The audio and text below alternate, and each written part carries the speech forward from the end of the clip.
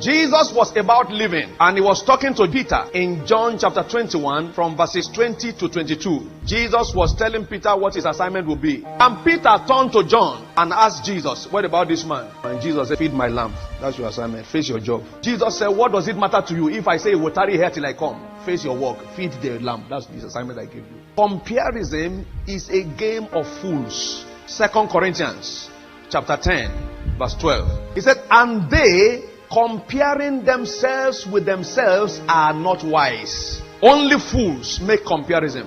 It will interest you to know that no one engages in that game to win. You rather exit with shame, with weariness, with confusion. People who compare themselves, they get in confusion with pain and regret. Abel offered a sacrifice to the Lord in worship.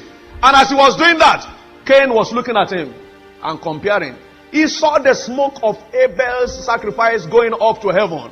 And he saw his own dangling around. He said, man, this guy has done something I've not done. You know what happened? He killed his brother. You see, comparison can lead you to murder. When you compare yourself with others, inferiority sets in. You become inferior. Even when what you have is of a higher value than the person you are comparing yourself with.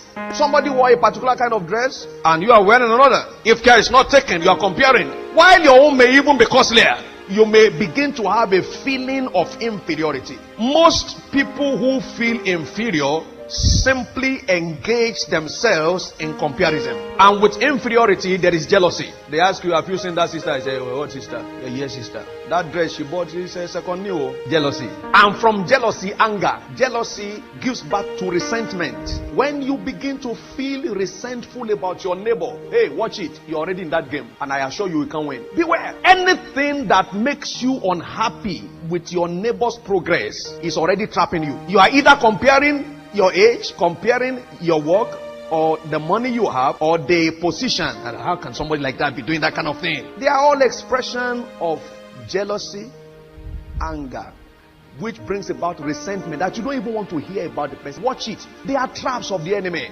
And in the end, the person you have it against is not the one losing. You are the one losing. And from resentment, you find evil speaking. Before you know it, you start speaking evil. Now, there is no basis for comparison. There are no two equal people on earth.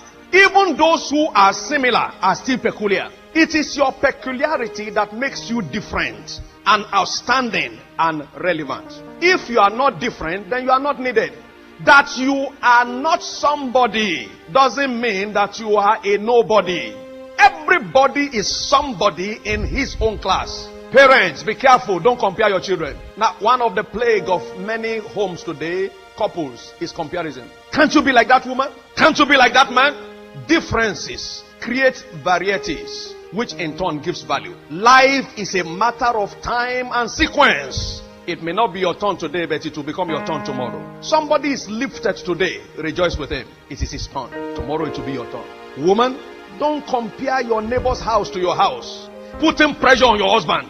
Buy cooker, buy fridge, buy dryer, buy washer, buy flat screen, buy this, buy that. Don't compare.